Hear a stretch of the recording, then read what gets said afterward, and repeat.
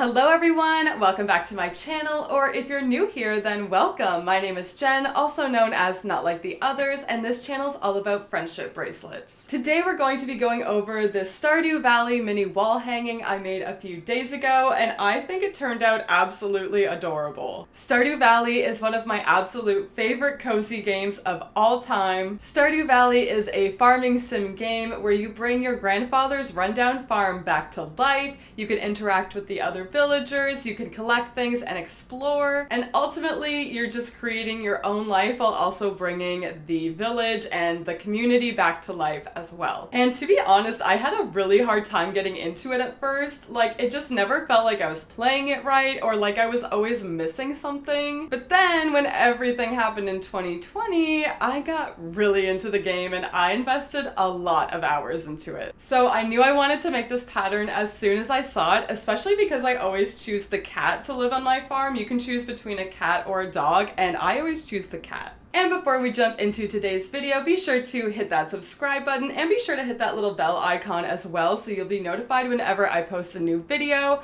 And with that out of the way, let's jump into today's time-lapse video. For this wall hanging, I'll be using pattern number 144288 on braceletbook.com. This is an alpha pattern that has 25 base strings and 29 rows. For my base strings, I'm using Aunt Lydia's crochet thread size 10. And I really like to use this thread for my base strings because I can buy so much material for a really good price. Here I'm just cutting 13 base strings at about 12 inches long. Then I'm going to attach all 13 of my base strings to my dowel, which is about 3.5 inches long. And I'm just attaching all of my base strings to my dowel using lark's head knots. And this little contraption on my desk is just a small wooden block with a hole drilled through one side that's just big enough to fit my dowel through. And then I've just used a metal clamp to secure that onto my desk so I can easily secure my base strings.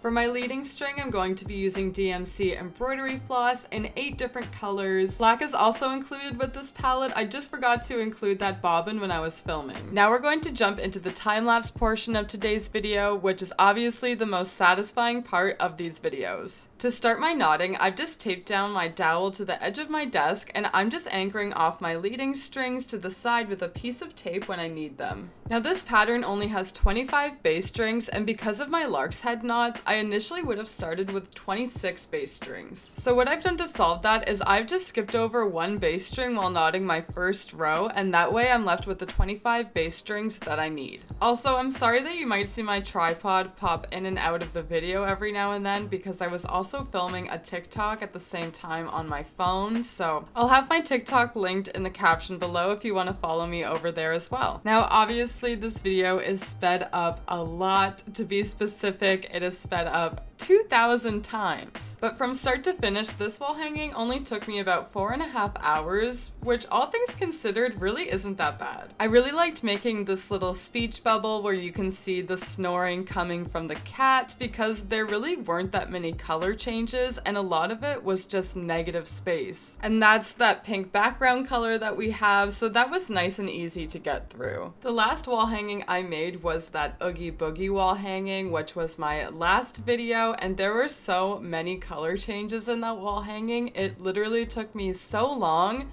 just because of the color changes alone. Plus that Oogie Boogie wall hanging was like twice the size of this one, so this was a nice change. And now we can start to see the top of the cat's ears and tail. Oh, I love the colors of the cat so much. And to be honest, I was struggling a little bit with the color choices of the cat. But what I did was I just went into canva.com and I used the eyedropper tool and I just clicked all of the individual colors and blew them up into one big page so that I could get a really good visual of each color I needed to use. Because sometimes when you're just looking at the pattern, it's really hard to make the distinction between each color. For example, I thought the stripes on the cat might be a dark orange, but after using the eyedropper tool and then blowing that image up, I was able to determine it was actually red. So that's just a little trick I use to make sure that my colors are true to the pattern. pattern. And then once I was done knotting my pattern, I just flipped over my wall hanging and cut off all of the excess string on the back. Then with my wall hanging still facing down, I secured it onto the edge of my desk again so I could finish off the end of my wall hanging. And to do this, I'm just going to create 4 gathering knots at the bottom of my pattern. And to make sure that my gathering knots are spaced out pretty evenly, I'm going to include 6 bass strings in each gathering knot, with the exception of one that will have 7 bass strings. And if you want to learn how to tie this gathering knot, I have made a tutorial on it. I will include it in the caption below. It's included in my Knots You Must Know tutorial for friendship bracelets, and it's just a really cool way to finish your wall hangings. And then once I finished tying all 4 of my gathering knots, I just went ahead and cut all of my excess bass strings at the bottom of my wall hanging. Then I took some fabric glue and an old paintbrush and glued down all of the leading strings I just cut on the back of my pattern. Then I'm going to leave that for 24 hours to dry completely. And here is the finished product. The total measurements for the pattern itself are just about 1.5 by 2.5 inches,